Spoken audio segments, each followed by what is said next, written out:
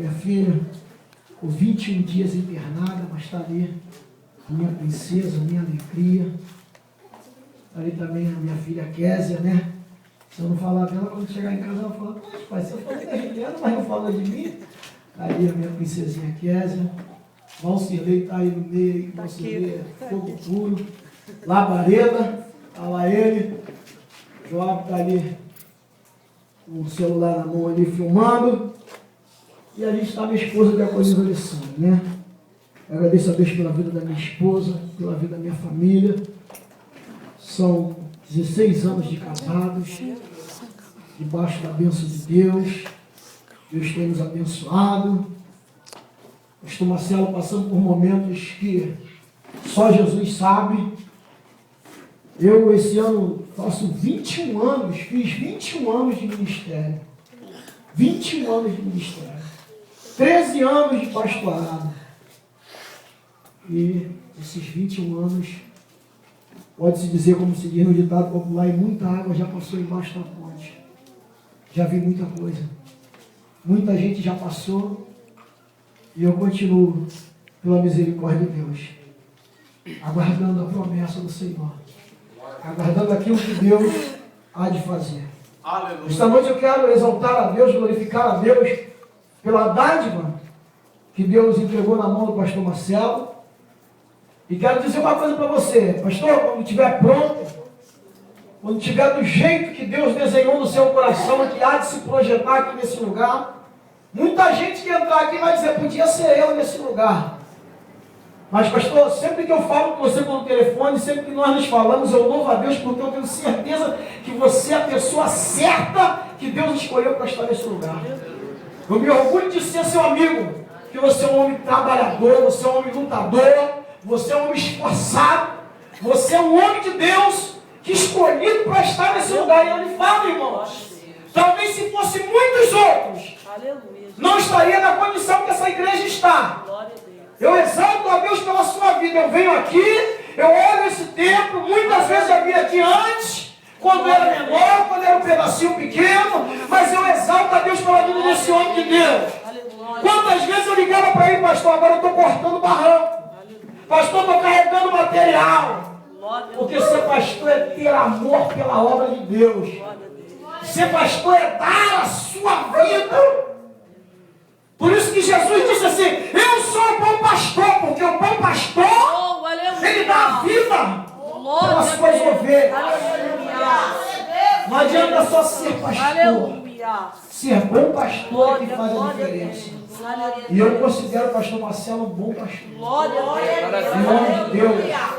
Um homem que para mim me serve como exemplo. Aonde eu vou, aonde eu estou, eu lembro do exemplo do pastor Marcelo. Aleluia, porque é um homem de Deus.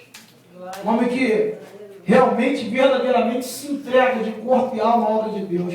E eu quero dizer para vocês, irmãos, muitas pessoas não entendem esse tipo de homem como o pastor Marcelo. Muitas pessoas julgam, muitas pessoas criticam, muitas pessoas até tentam se levantar. Porque, na verdade, o mundo hoje se tornou de uma maneira que a igreja acredita muito naqueles que estão preocupados em estar no ar-condicionado, estão preocupados em estar com seus carrões, estão preocupados em estar pregando para poder ganhar uma boa oferta, para ter uma boa condição.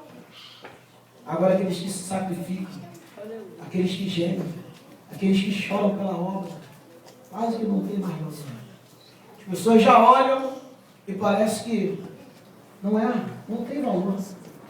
Ser chamado por Deus é isso. Estar disposto a entregar a tua vida.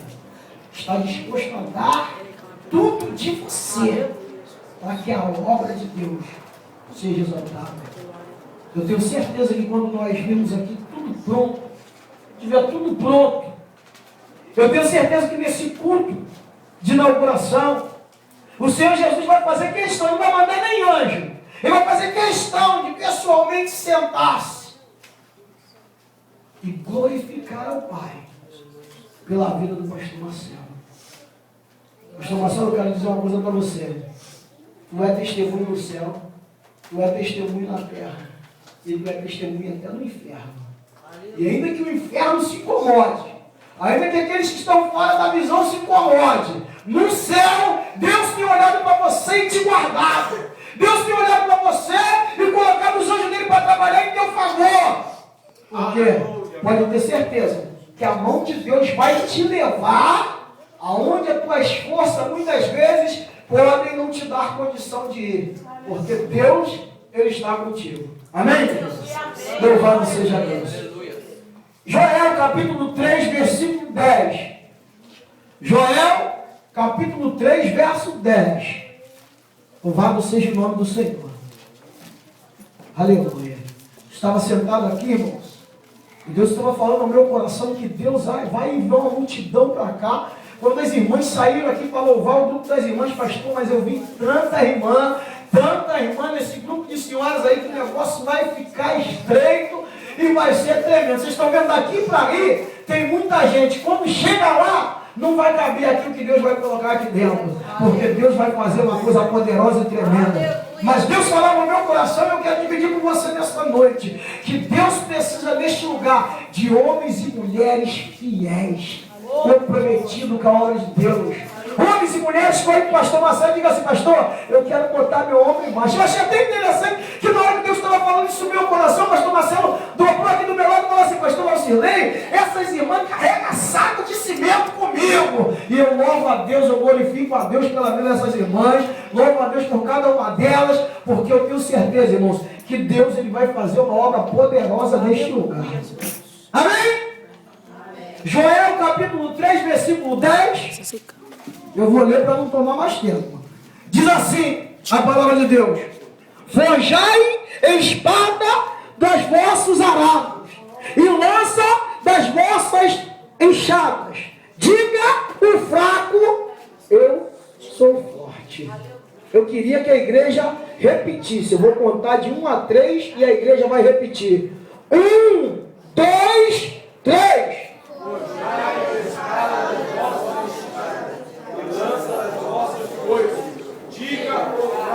Eu sou forte. Mais uma vez, igreja. Lança das vossas coisas. Diga eu sou forte. Mais uma vez. Forjai a espada das vossas enxadas. Lança das vossas coisas. Diga eu sou forte. Louvado seja Deus. O tema dessa mensagem é: Deus faz as coisas impossíveis se tornarem possíveis. Pode sentar em nome de Jesus. Querido Deus, eu ligo minha voz com a voz do teu ungido, Senhor. Eu glorifico, exalto e engrandeço o teu nome pela vida do pastor Marcelo, pela oportunidade de estarmos aqui clamando o teu nome, pela vida de cada uma dessas ovelhas que aqui estão. Que o teu Espírito Santo fale a cada coração e a cada vida, em nome de Jesus. Queridos, escute bem uma coisa que eu quero dividir com vocês nessa noite. Deus faz as coisas impossíveis se tornarem possíveis. Mas Deus chega, usa o profeta Joel e diz para o povo pegar a foice e transformar em espada, a enxada e transformar em espada. E aí eu comecei a analisar aqui esse texto de Joel. E eu comecei a me lembrar que Deus faz coisa, pastor, que dentro da ótica humana parece loucura. Não é verdade? E Deus está acostumado a trabalhar dessa forma, queridos. Deus pega o povo de Israel lá no início, lá, e leva eles a uma terra para que eles pudessem sobreviver. Faraó coloca eles numa terra separada chamada de Gozém. E ali, queridos, eles começam a trabalhar, eles são cultivadores da terra, eles trabalham com pecuária e agropecuária, eles estão acostumados com animal, estão acostumados com campo, estão acostumados, são coisa fria, são trabalhadores da terra. Queridos, aí Deus olha do céu para a humanidade, e Deus se lembra de uma promessa que Deus tinha feito a Abraão, e Deus olha para aquele povo. Na linguagem popular, um bando de peão. Um conjunto de peão. E diz: ali eu vou fazer um grande exército. Queridos, pare para analisar isso. Aonde que qualquer homem na história da humanidade vai procurar entre aqueles que não têm condições, entre aqueles que não têm chamada, porque às vezes a pessoa fala, não tem chamada. Talvez se o pastor Marcelo já deve ter ouvido isso na sua vida. Quantas vezes alguém chegar para você e dizer, não, você não tem chamada para isso aí não. Você não tem chamada para essa obra. E a princípio, queridos, somos confrontados pelas nossas debilitações, pelas nossas dificuldades, e até chegamos a concordar em certo ponto. Deus, eu não tenho condições, eu não tenho estatura, eu não tenho condições de chegar a esse propósito. A Bíblia diz que quando Davi foi chamado para lutar contra Golias, toda a nação olhou para ele e disse, tu é um menino, tu é pequenininho, tu não tem estatura.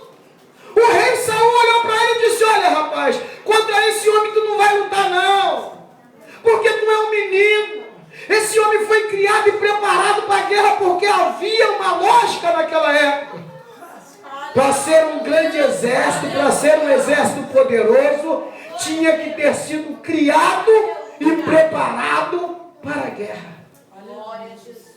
Muitas das vezes existem circunstâncias na nossa vida que as pessoas olham para nós e dizem, esse daí não tem preparo, esse não tem condição.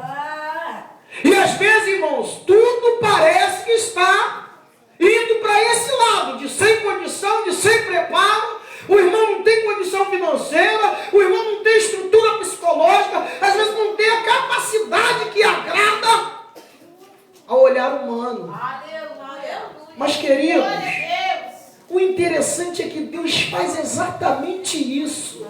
Faz exatamente que os homens olhem para você e não dê nada por você. Faça exatamente que os homens olhem e analisem você e digam, esse não tem condição. Não vai chegar a lugar nenhum. Queridos, quando o profeta Joel, ele está profetizando aqui a nação de Israel, quando o profeta Joel está falando a este povo, na verdade, ele está chamando o povo para algo que Deus outrora já havia feito, que já havia referências a respeito daquilo. Joel estava chamando eles para algo que lá no princípio Deus fez quando tirou eles do Egito e levou eles até a terra da promessa. Olha o que Deus vai fazer. É mais fácil acreditarmos que Deus vai fazer quando temos experiência com Deus. É difícil de acreditar quando não temos experiência. Quantas pessoas às vezes não acreditam porque não têm experiência? Eu estava ouvindo um pastor falando aqui, né? E ele estava falando sobre os momentos que ele passou na vida dele, que não tinha alimento, que não tinha nada. Eu sempre falo isso, graças a Deus eu nunca precisei cobrar para pregar, nunca precisei ir pregar por interesse financeiro, mas quantas vezes eu saía da minha casa para poder ir pregar e pregava o dinheiro do pão de manhã, dos meus filhos, do café da manhã, ia pregar, e às vezes voltava no outro dia de manhã, não tinha o pão, não tinha o café. Quantas vezes para poder ir no final de semana fazer o trabalho que a gente fazia dentro do Frei Caneca, tinha que sair para o presídio para poder fazer a obra, e olhava para a esposa e a esposa dizia, não tem dinheiro para nada, o único dinheiro que tem ali, dá para comprar um arroz, ou qualquer coisinha assim, minha filha, vou ter que pegar esse dinheiro mesmo, porque eu tenho que fazer a obra. Sabe por quê, queridos? Porque a experiência e a intimidade com Deus nos dá a capacidade de aguardar dias melhores.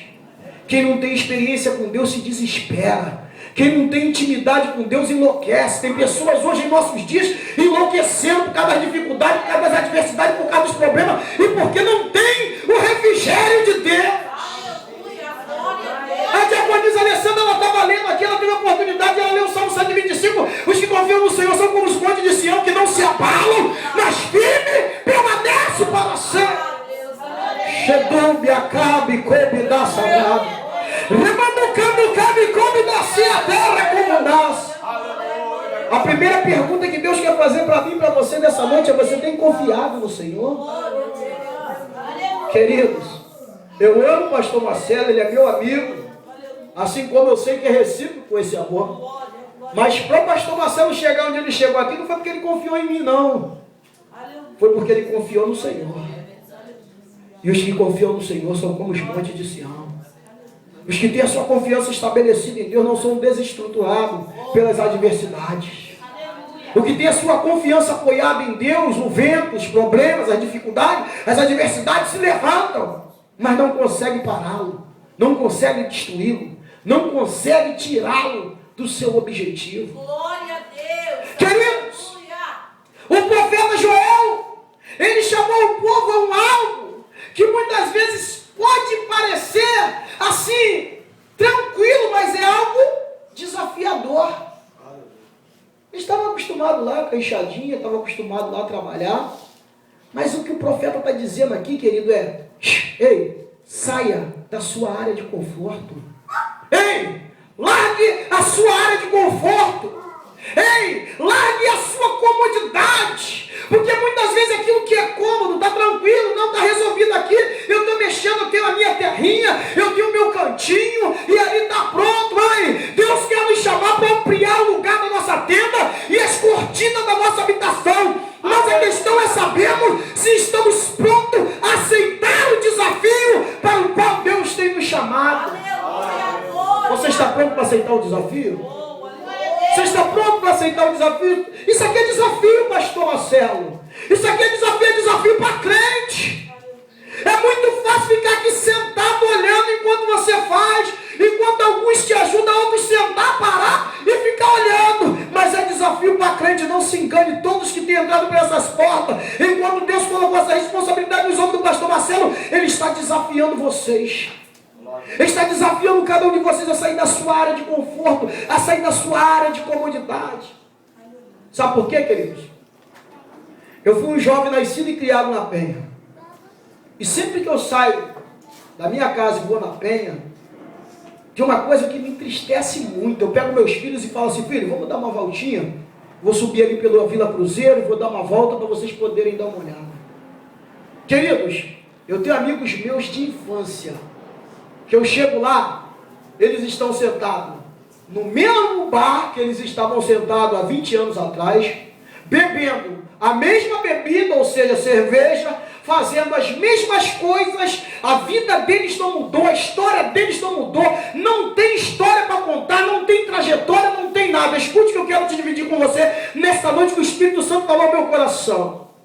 Muitos crentes têm 20, 30, 40, 50 anos de igreja, mas nunca fez nada para mudar, nunca fez nada para melhorar, nunca quis sair da sua área de conforto, nunca quis sair da comodidade e continua no mesmo lugar. Aleluia. E aí, tem costume de dizer assim: pastor, essa cadeira aqui é minha, não quero que ninguém... Há 20 anos eu sento nessa cadeira e é minha, e eu não quero que ninguém sente. Ainda não acordou que Deus não te chamou para ficar sentado na cadeira. Deus te chamou para uma obra gloriosa, Deus te chamou para uma obra tremenda, e só depende de você. Aleluia. Glória a Deus. Shaducado cabe, cobidaçarabe. Glória a Deus. Há uma necessidade de entendermos, queridos. Há uma necessidade. Deus hoje quer trocar a tua foice por uma espada. Deus hoje quer trocar a tua enxada por uma espada. Mas resta saber se você está disposto. Resta saber se você está disposto. Porque o profeta Joel, ele dá continuidade dizendo: diga ao fraco, eu sou forte. Aleluia. Queridos, lá em Lucas capítulo 1, versículo 37, a Bíblia diz: haveria alguma coisa impossível para Deus? Queridos, nessa minha trajetória, nesses meus anos de ministério, eu já vi prostituta virar dirigente poderosa de oração, lutando contra o inferno. Eu já vi traficante, já vi matador virar pastor, virar missionário, virar evangelista, homens comprometidos com a obra de Deus, homens que a sociedade dizia: isso daí não vai dar em nada, mulheres que a sociedade dizia: isso daí não vai ser ninguém, e Deus dizia: eu faço, eu levanto, sou eu que transformo. Glória a Deus.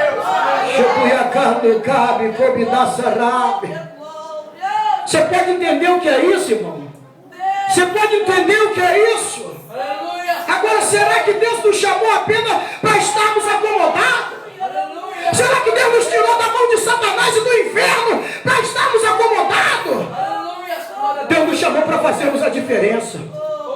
Deus nos chamou para fazermos a diferença e impactarmos essa nação com o poder de Deus, impactarmos essa nação com a autoridade que está sobre nós, com a unção que está derramada sobre a nossa vida, com a glória que nós recebemos. O que nós recebemos aqui é para levar para lá, é para derramar lá fora, é para fazer uso. Aleluia. Glória a Deus. Não é simplesmente simplesmente para ser um enfeite, um bibelô de igreja. Não é simplesmente para ter uma aparência. Hoje o que mais vemos na igreja são disputas, desfiles de moda, disputa. É tanta gente disputando lugar. Eu fico maravilhado quando eu vejo os irmãos aqui pelejando, batalhando, mas eu vou falar para vocês uma coisa de coração, pastor Marcelo. Chegar amanhã a igreja estiver pronta, tá tudo lindo, tudo bonito, e eu chegar aqui e tiver irmão competindo um com o outro, concorrendo com o outro, essa cadeira é minha, esse assento é meu, eu nunca mais vou sentir vontade de vir aqui, porque eu vim aqui porque aqui tem um povo que adora a Deus, eu vim aqui porque aqui tem um povo que exalta a Deus, eu vim aqui porque aqui tem um povo que tem compromisso com a palavra de Deus. Chegou, ticado, cabo, convidar sarado. Chega da sabe, convidar-se a terra como não sabe. Queridos, Deus é muito específico naquilo que Ele quer fazer.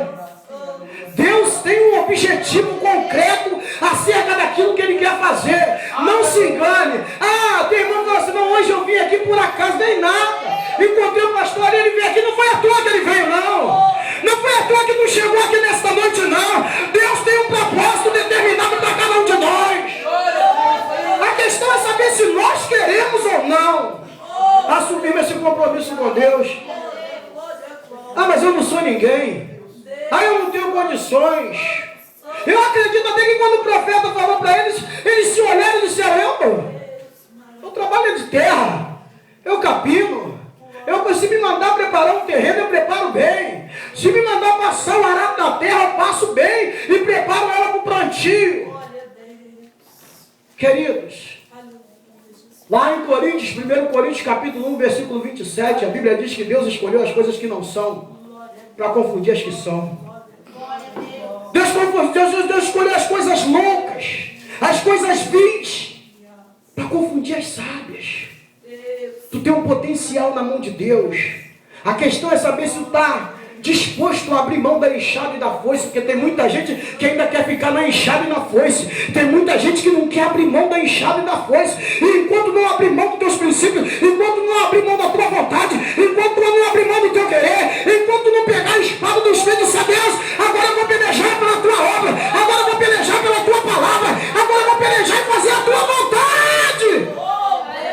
Xaduia, sui, cabo, cobidaçará. Porque não é fácil não, irmão. Não é fácil optar por Deus não, irmãos. Não é fácil ser soldado do evangelho. Não é fácil não, irmão. Não é fácil não. Não é fácil o camarada largar a foice, largar a enxada e virar uma beija-flor de espada, não. Não é fácil. Mas para Deus não é impossível. Quando é Deus que quer operar, quando é Deus que quer usar, quando é Deus que quer trabalhar, Deus capacita, Deus dá condição ao homem, Deus dá condição à mulher de fazer, Deus dá condição de executar aquilo para qual ele foi chamado. Como eu falei, Davi, o rei disse, você não tem condições, não dá para você isso, não dá para você ser um soldado. Rapaz, você cuida de ovelhas. Rapaz, esse homem foi criado na guerra desde o princípio. Davi disse para ele, olha só, rei, tudo bem, eu cuido de ovelhas, mas eu estava lá cuidando das ovelhas do meu pai, e se levantou um leão, e eu o matei. Se levantou um lobo, e eu o matei. A obra ainda não tinha nem começado, mas Davi já estava posicionado como soldado.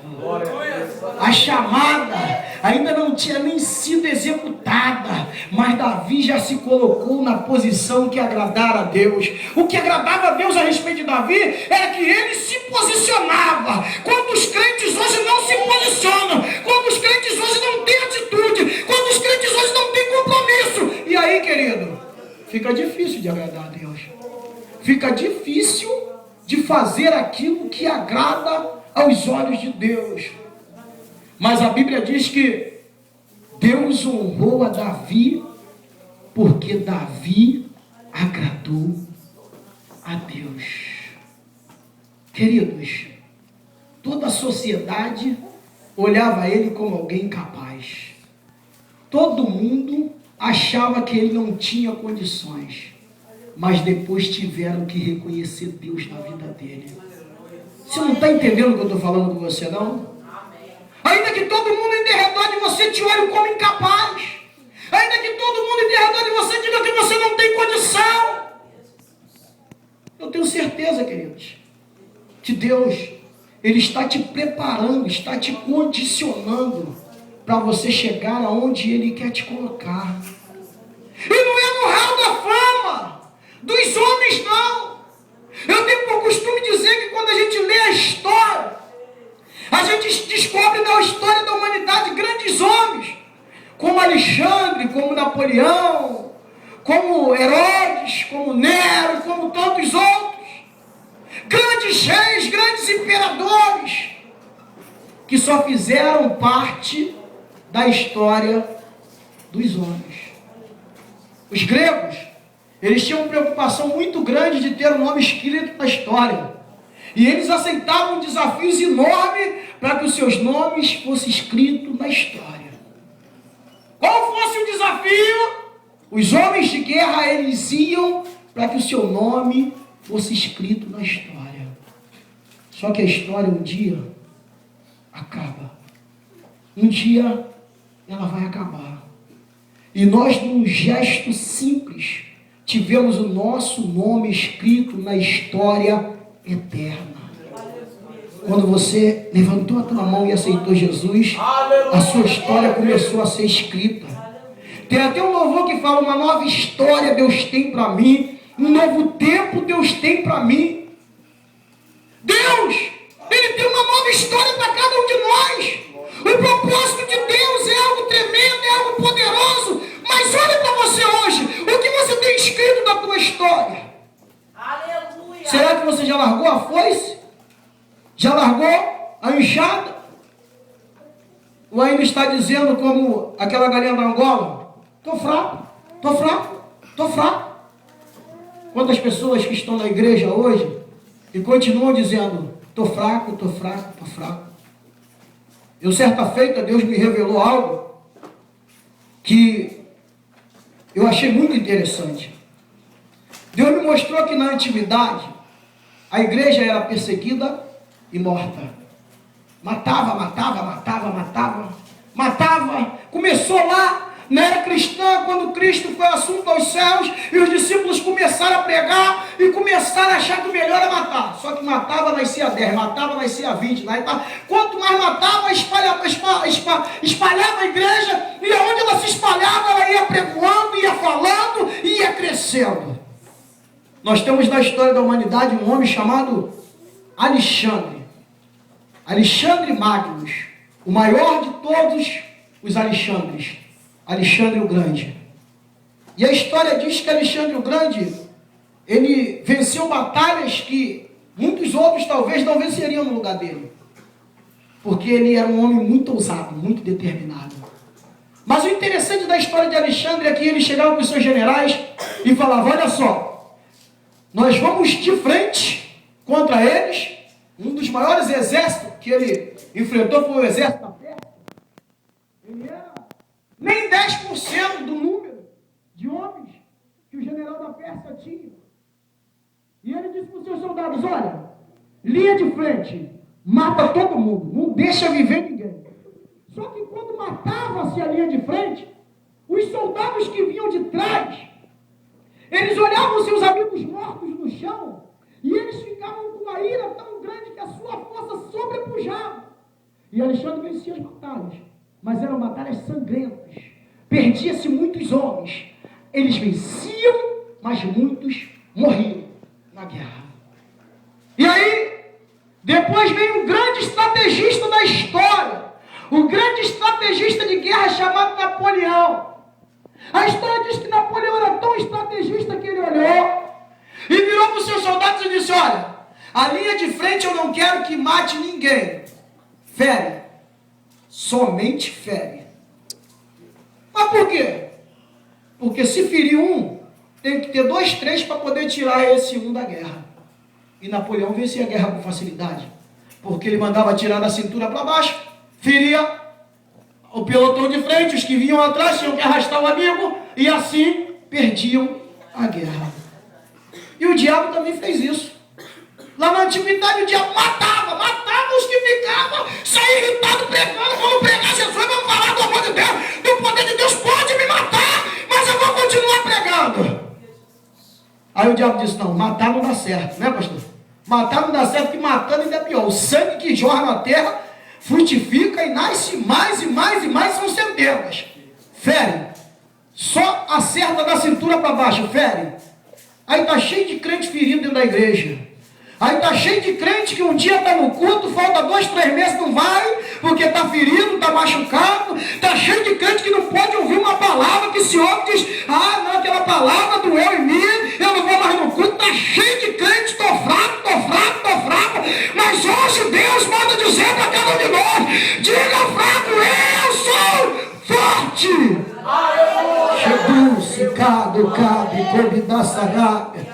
Porque Deus tem nos fortalecido, porque Deus tem nos capacitado, é Deus quem tem nos chamado. E o diabo agora, irmãos, vai ter que enfrentar uma igreja diferente. Não tem mais possibilidade de estratégia para ele, e ele vai ter que enfrentar uma igreja diferente. Ele vai enfrentar uma igreja agora que não abaixa a cabeça. Ele vai enfrentar uma igreja agora que avança, que vai adiante. Ele vai enfrentar uma igreja que, mesmo que seja ferida, vai continuar na guerra, vai dizer, não, meu ferido, eu vou até o final. Aleluia. Como diz aquele louvor, soldado ferido, o rei conta contigo. Será que o rei pode contar com você nesta noite? Será que você tem capacidade de sair da sua área de conforto? Será que tu tem capacidade de realmente entrar na guerra e dizer, Senhor, eu estou aqui? Porque, queridos, não falta espaço para soldado trabalhar. Falta, pastor Luciano? Não falta, não. O que falta são homens e mulheres de coragem que estejam dispostos a largar tudo e ter a sua vida mudada, e ter a sua vida transformada pela unção, pela virtude e pelo poder de Deus. Eu tenho certeza que quando nós estamos aqui nesta noite, tem pessoas nos ouvindo que estão na sua área de comodidade. O diabo colocou elas ali, e ali parou, e ali acabou com a história dela e diz, vai aí até o final. Mas não. Deus hoje nos levantou aqui nesse lugar para transformar vidas. Deus hoje nos levantou aqui nesse lugar para mudar histórias. Deus hoje nos chamou aqui nesse lugar para mudar a história de vida de homens e mulheres que precisam ser impactados pelo poder de Deus, porque o poder de Deus tem poder para curar, tem poder para ressuscitar, tem poder para restaurar a vida e para transformar histórias. E essa noite é uma noite profética de transformação de história. Esta noite é uma noite profética que Deus muda a trajetória de vida de homens e de mulheres. E se você quer, se levanta a tua mão e exalte a Ele. Sheduz de cado, cabe, convidar sarado. E derramando assim a terra como na remada casa.